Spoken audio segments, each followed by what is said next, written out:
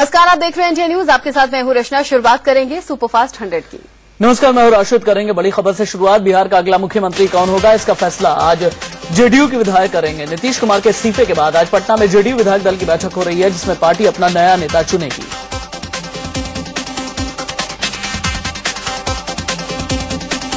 के साथ राय मशवरा करके फैसला करेंगे नए नेता का। उधर उठापटक के बीच में बिहार के नए सियासी समीकरण के संकेत भी मिल रहे हैं। सरकार बनाने के लिए जेडीयू आरजेडी से भी हाथ मिला सकती है। जेडीयू अध्यक्ष शरद यादव ने कहा है कि लालू यादव का साथ लेने से कोई परहेज नहीं है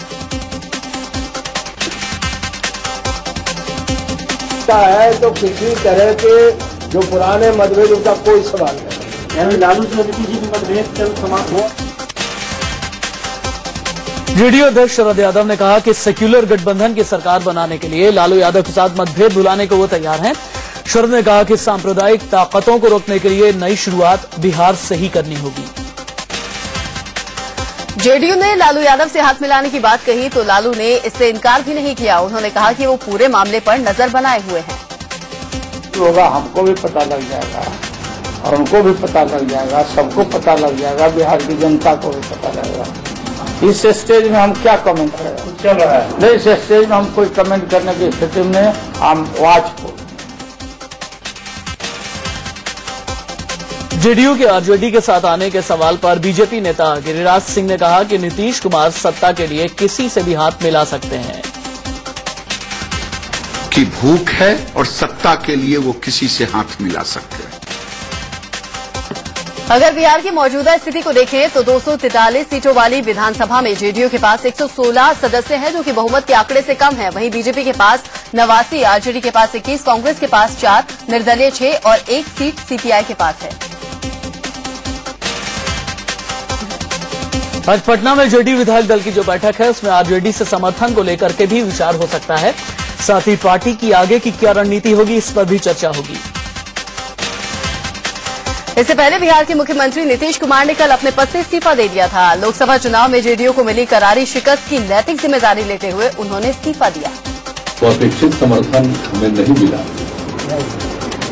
तो इसकी नैतिक जिम्मेदारी लेते हुए हमने मुख्यमंत्री के पद से त्याग पत्र दे दिया है। मंत्रिपरिषद का भी त्याग पत्र आज महामहिम राज्यपाल महोदय को समर्पित हमने कर दिया। नीतीश कुमार ने कल अपना इस्तीफा राज्यपाल डीवाई पाटिल को सौंपा था, जिसे मंजूर भी कर लिया गया है। नीतीश ने हालांकि विधानसभा भंग करने की सिफारिश नहीं की है, जिससे फिर से सरकार बनने का रास्ता साफ है। हालांकि इस्तीफे के बाद नीतीश कुमार ने प्रेस कॉन्फ्रेंस में इशारों ही इशारों में नरेंद्र मोदी पर निशाना भी साधा। उन्होंने तंज कसते हुए कहा कि अच्छे दिन आ गए हैं और इसका अनुभव लोगों को जल्द होगा। ये अच्छे दिन आ गए हैं और अच्छे दिन का अनुभव सब लोग करेंगे, तो हमारी पूरी शुभकामना है। दरअसल लोकसभा चुनाव में बिहार में जेडीयू का प्रदर्शन बेहद खराब रहा। सत्ताधारी जेडीयू को 40 में से महज 2 सीटें ही मिल पाई। पिछले चुनाव में जेडीयू को 20 सीटें मिली थी, जो अब 2 पर सीमित कर रह गई हैं। बिहार के पूर्व उप मुख्यमंत्री सुशील मोदी ने नीतीश कुमार के इस्तीफे पर निशाना साधा। उन्होंने कहा कि नीतीश को अपने विधायक टूटने का डर था, जिसके चलते उन्होंने ब्लैकमेलिंग का रास्ता अपनाया और इस्तीफा दे दिया। जो भारी इनको पराजय हासिल हुई है चुनाव के अंदर, उसके कारण जो एक नाराजगी है विधायकों में, तो वह एक प्रकार का इमोशनल ब्लैकमेल करने का इसके माध्यम से वो प्रयास कर रहे हैं। वहीं नीतीश के इस्तीफे पर कांग्रेस प्रवक्ता शकील अहमद ने कहा कि उन्होंने हार की नैतिक जिम्मेदारी लेते हुए इस्तीफा दिया है, जिसकी आलोचना नहीं होनी चाहिए। मोरल रिस्पॉन्सिबिलिटी उन्होंने ली है और राजनीति में कोई अगर मोरल रिस्पॉन्सिबिलिटी लेता है तो उसको शिकायत नहीं करना चाहिए, उसको क्रिटिसाइज नहीं करना चाहिए। आरजेडी सुप्रीमो लालू प्रसाद यादव ने कहा है कि नीतीश कुमार इस्तीफे का खेल खेल रहे हैं। उनसे किसी ने इस्तीफा तो मांगा ही नहीं था। क्यों बोलूं? नहीं, मैंने तो कोई मांग नहीं किया। स्वागत करते हैं। जनता ने रिजेक्ट कर दिया उनको चारों तरफ से। और बीजेपी और जेडीयू दोनों को, बिहार की जनता तो आरजेडी को के तरफ देख रही है। नीतीश के इस्तीफे के बाद एलजेपी सुप्रीमो रामविलास पासवान ने कहा कि अगले कुछ महीने में चुनाव होंगे जिसमें एनडीए की सरकार बनेगी। बिहार में लोगों को नया जनादेश देने की आवश्यकता होगी और उसमें एनडीए 100 में 100% नंबर लाएगी। लोकसभा चुनाव में करारी हार के बाद आम आदमी पार्टी में भी हड़कंप मचा हुआ है। अब पार्टी के अंदर से ही दिल्ली में फिर से सरकार बनाने की आवाज उठी है। शनिवार को विधायकों की बैठक में अरविंद केजरीवाल के सामने प्रस्ताव रखा गया। शनिवार को बैठक में अरविंद केजरीवाल से करीब 20 विधायकों ने कहा कि कांग्रेस या बीजेपी के समर्थन से सरकार बनाई जाए। पार्टी के वरिष्ठ विधायक राजेश गर्ग ने बैठक में ये बात जोर शोर से उठाई। मेरा कहना ये है, व्यक्तिगत कहना ये है कि दिल्ली के अंदर आम आदमी पार्टी दोबारा सरकार बनाए और हम चाहते हैं कि हम गवर्नर साहब को अपना क्लेम पेश करें कि हाँ, हम दिल्ली के अंदर सरकार चलाएंगे। आम आदमी पार्टी के विधायक राजेश गर्ग का मानना है कि जिन्हें दिल्ली के विकास से मतलब है वो पार्टियां सरकार बनाने में समर्थन जरूर करेंगी। आम आदमी पार्टी पहले दिल्ली में फ्रेश चुनाव की मांग करती थी, लेकिन पार्टी के विधायक राजेश गर्ग का कहना है कि नए सिरे से चुनाव कराने पर काफी खर्च होगा और जनता पर इसका बोझ बढ़ेगा। अगर दिल्ली विधानसभा की मौजूदा स्थिति की बात करें तो आम आदमी पार्टी के पास 27 सीटें हैं, लेकिन बड़ी पार्टी बीजेपी है जिसके पास शिरोमणि अकाली दल की एक सदस्य के साथ कुल 32 सीटें हैं। वहीं कांग्रेस के पास 8 और अन्य के खाते में 3 सीटें हैं। पिछली बार दिसंबर में जब केजरीवाल ने सरकार बनाई थी तो कांग्रेस ने बिना मांगे समर्थन दिया था, लेकिन जन लोकपाल बिल की जिद केजरीवाल को भारी पड़ी। विरोध में कांग्रेस बीजेपी एक हो गई तो जिसके बाद केजरीवाल को कुर्सी छोड़नी पड़ी। भले ही आम आदमी पार्टी के अंदर से ही दिल्ली में फिर से सरकार बनाने की आवाज उठी हो, लेकिन पार्टी सरकार बनाने को तैयार नहीं दिख रही। पार्टी के वरिष्ठ नेता मनीष सिसोदिया ने फोन पर इंडिया न्यूज को बताया कि किसी भी हालत में सरकार नहीं बनाएंगे। दिल्ली में आम आदमी पार्टी की सरकार बनाने को लेकर बीजेपी नेता हर्षवर्धन ने कटाक्ष किया है। जिन पार्टियों को पूरे देश ने बुरी तरह से नकारा है उनका दिल्ली में अनैतिक तरीके से सरकार बनाना बड़ा पाप है। भावी प्रधानमंत्री नरेंद्र मोदी को गुजरात विधानसभा में भव्य विदाई दिए जाने की तैयारी चल रही है। इसके लिए 21 मई को विधानसभा का विशेष सत्र बुलाया गया है। इस दौरान मोदी को सदन में खासतौर पर सम्मानित भी किया जाएगा। गुजरात में नरेंद्र मोदी का उत्तराधिकारी कौन होगा, इसका फैसला 20 मई को हो जाएगा। 20 मई को गांधीनगर में बीजेपी विधायक दल की बैठक बुलाई गई है। इसमें नए मुख्यमंत्री के नाम पर मुहर भी लगने वाली है।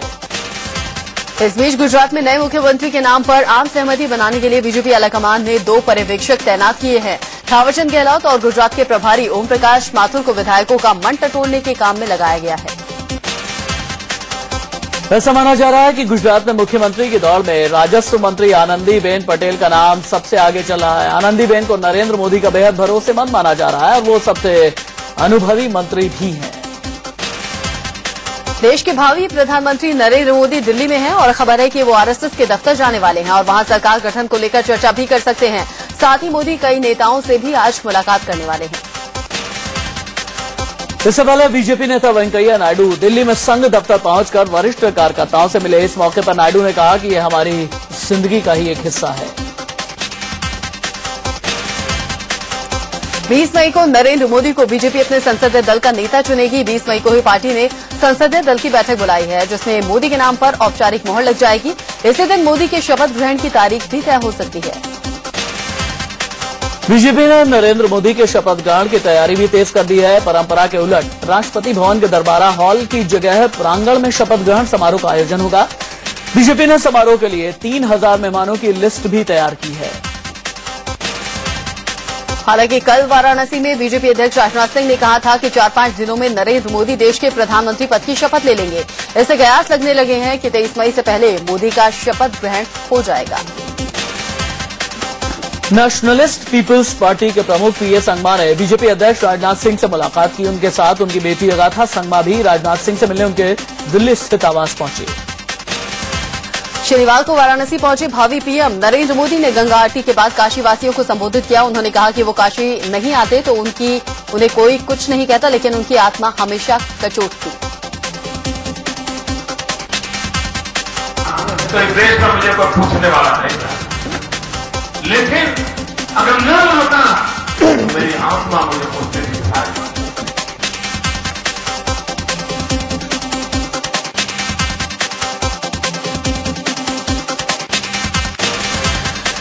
नरेंद्र मोदी ने कहा कि काशी को राष्ट्र गुरु का दर्जा दिलाना है, तभी भारत जगत गुरु बन पाएगा।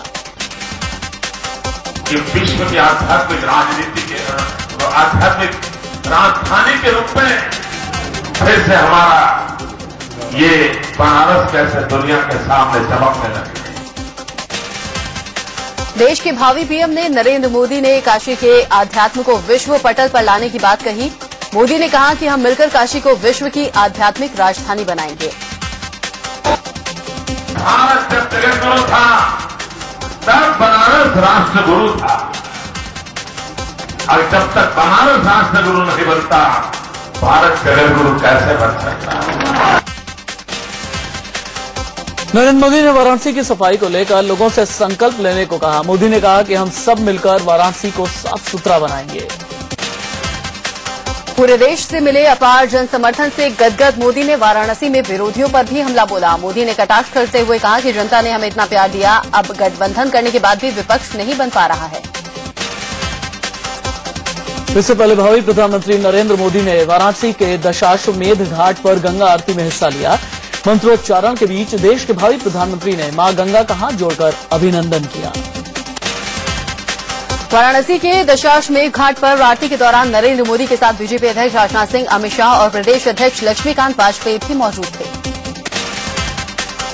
गंगा आरती में शामिल होने से पहले नरेंद्र मोदी ने राजनाथ सिंह के साथ मां गंगा का पूजन किया। मोदी ने गंगा घाट पर पहुंचकर मां गंगा को प्रणाम किया। मां गंगा की आरती के बाद नरेंद्र मोदी ने वाराणसी की जनता को संबोधित करते हुए विरोधियों पर निशाना साधा। मोदी ने कहा कि उनके मौन पर विरोधियों ने निशाना साधा। साथ ही नरेंद्र मोदी ने वाराणसी की जनता का धन्यवाद भी दिया। नरेंद्र मोदी बीजेपी के पूरे कुनबे के साथ गंगा घाट पर पहुंचे थे। इस दौरान मोदी की सुरक्षा व्यवस्था बेहद दुरुस्त दिखी। गंगा घाट पर पहुंचने से पहले नरेंद्र मोदी बाबा विश्वनाथ के दर पर पहुंचे। यहां मोदी ने विधिवत बाबा विश्वनाथ की पूजा अर्चना की। इससे पहले शनिवार को बीजेपी की जीत के बाद पहली बार दिल्ली पहुंचे भावी पीएम नरेंद्र मोदी का जोरदार स्वागत किया गया। नरेंद्र मोदी की ऐतिहासिक जीत से अमेरिकी थिंक टैंक बेहद उत्साहित है। Think tank Carnegie Endowment for International Peace ने कहा कि मोदी की जीत बिगड़ी अर्थव्यवस्था और नीतिगत निष्क्रियता के खिलाफ लोगों का खुला संदेश है। अमेरिकी थिंक टैंक का भरोसा है कि मोदी की जीत भारत की अर्थव्यवस्था को ठीक करने की दिशा में नई राह खोलेगा। लोकसभा चुनाव में बीजेपी को शानदार जीत दिलाने वाले नरेंद्र मोदी की लहर देश में ही नहीं अमेरिका में भी चल रही है। चुनाव के रिजल्ट आने के बाद न्यूयॉर्क के टाइम्स स्क्वायर सैकड़ों लोगों की भीड़ वहां पर जमा हुई और वो नमो नमो के नारे लगाकर खुशी जाहिर करते हुए दिखे। सिंगापुर के पीएम ली सीन ने नरेंद्र मोदी को जीत की बधाई दी है। ली सीन ने ट्विटर पर लिखा है कि मोदी और बीजेपी को लोकसभा चुनाव में जीत के लिए बधाई देता हूं। लोकसभा चुनाव में बीजेपी की प्रचंड जीत पर पड़ोसी देश चीन ने कहा है कि मोदी सरकार के साथ काम वो मिलकर करेंगे, जिससे दोनों देशों के संबंधों में और मजबूती आए। राष्ट्रपति प्रणब मुखर्जी ने मनमोहन सिंह कैबिनेट को आज डिनर पर आमंत्रित किया है। इससे पहले कल यूपीए की करारी हार के बाद मनमोहन सिंह ने पीएम पद से इस्तीफा दे दिया। इस्तीफा सौंपने के बाद मनमोहन सिंह ने राष्ट्रपति प्रणब मुखर्जी से विदाई ली। राष्ट्रपति भवन से बाहर आकर पीएम ने प्रणब से हाथ मिलाया और हाथ जोड़कर उनसे विदाई ली। इस्तीफा देने से पहले आखिरी बार मनमोहन सिंह ने कैबिनेट की बैठक की। बैठक में 15वीं लोकसभा को भंग करने की सिफारिश की गई। पद छोड़ने से पहले मनमोहन सिंह ने पीएम रहते हुए आखिरी बार देशवासियों को संबोधित किया। उन्होंने कहा कि जनता ने जो फैसला किया है मैं उसका सम्मान करता हूं। मनमोहन सिंह ने नई सरकार को शुभकामनाएं दी। उन्होंने कहा कि मैं देश की खुशहाली और तरक्की की संबोधित किया। उन्होंने कहा कि जनता ने जो फैसला किया है मैं उसका सम्मान करता हूं।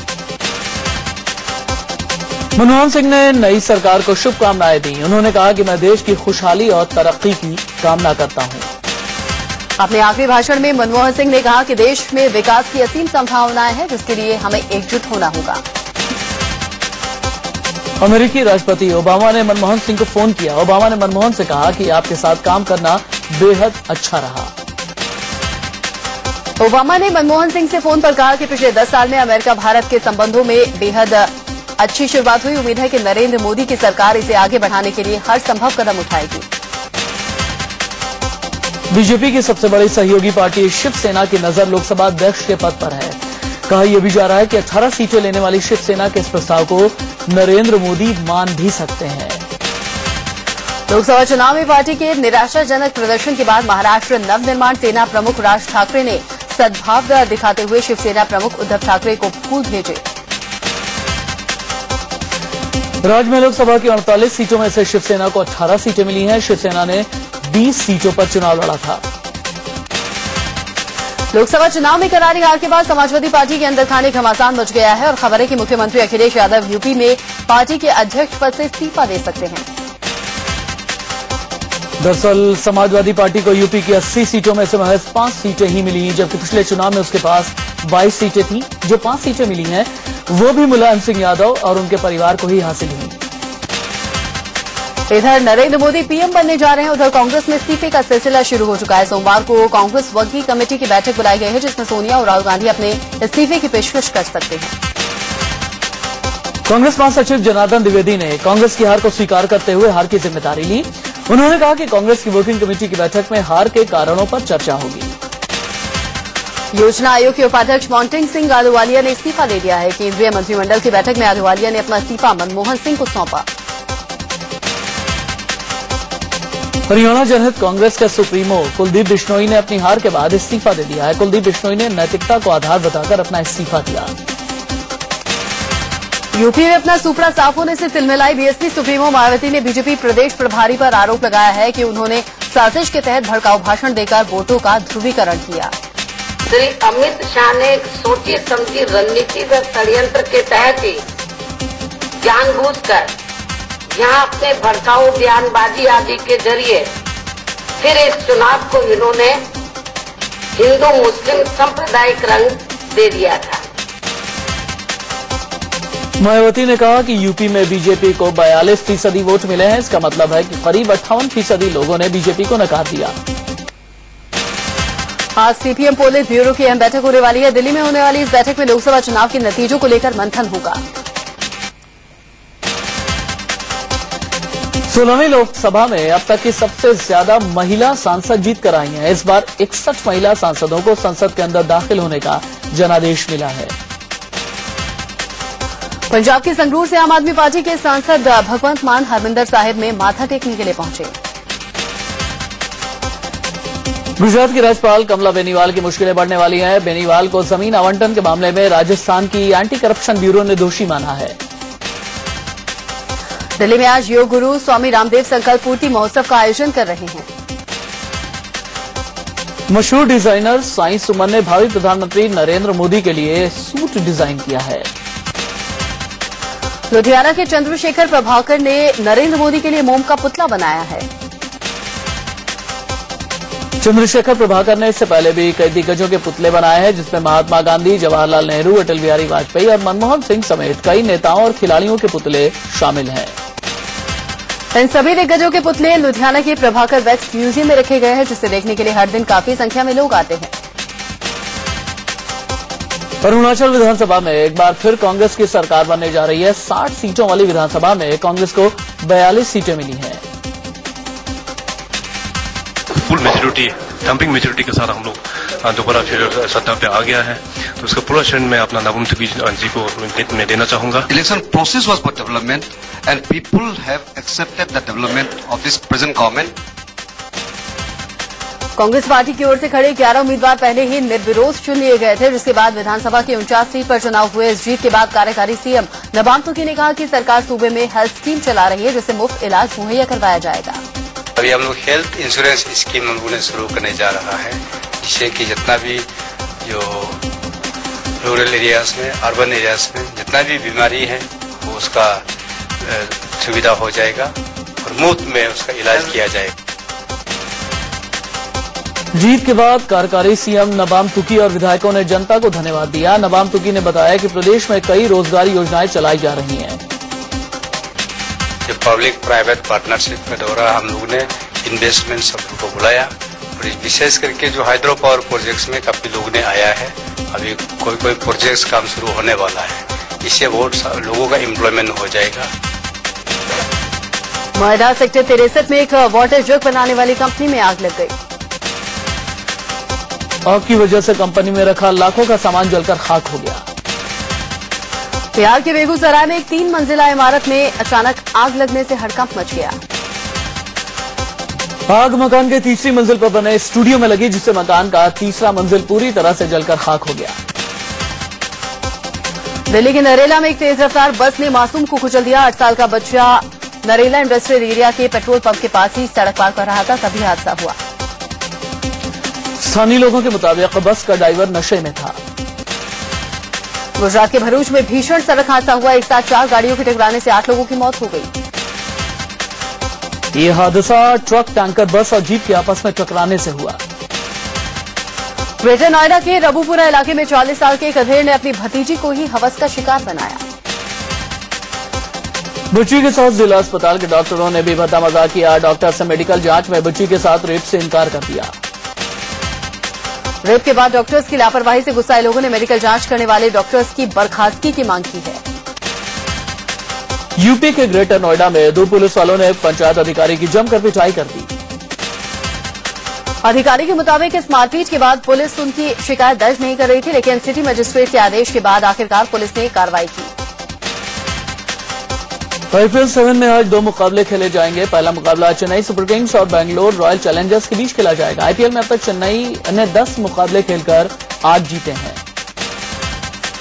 आज खेले जाने वाले दूसरे मुकाबले में सनराइजर्स हैदराबाद का मुकाबला कोलकाता नाइट राइडर्स से होगा। लाओस के रक्षा मंत्री दांगचे फिचित और उनकी पत्नी की विमान हादसे में मौत हो गई। लाओस के एक वरिष्ठ सैन्य अधिकारी ने रक्षा मंत्री की मौत की जानकारी दी। सिद्धार्थ मल्होत्रा, श्रद्धा कपूर की फिल्म एक विलन का नया गाना रिलीज हुआ है। और सैफ रितेश और राम कपूर की फिल्म हमशक्कर्स के नए गाने की इंटरनेट पर खूब धूम मची हुई है। वक्त बेकार चला है, कहीं मत जाइएगा, बस थोड़ा सा इंतजार के बाद खबरें जारी हैं।